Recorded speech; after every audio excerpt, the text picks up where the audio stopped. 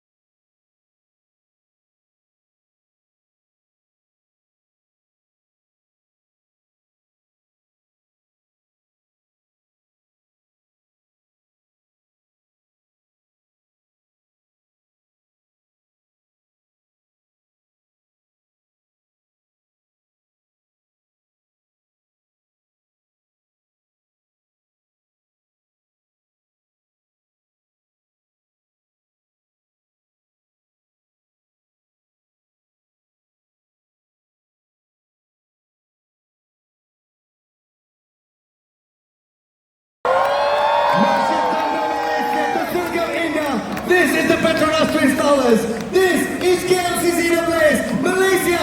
Are you ready? Terima kasih kepada anda yang bersama-sama kita. Kita ucapkan terima kasih. Tepukan gemuruh untuk KLCC Holdings Deborah. Thank you very much KLCC Holdings. Memberikan kita ruang untuk meraihkan Hari Kebangsaan yang ke-68. Ladies and gentlemen, rakyat Malaysia, banggalah dengan diri anda. Kita berdiri di sini dan kita bakal menyanyikan lagu negaraku bersama-sama.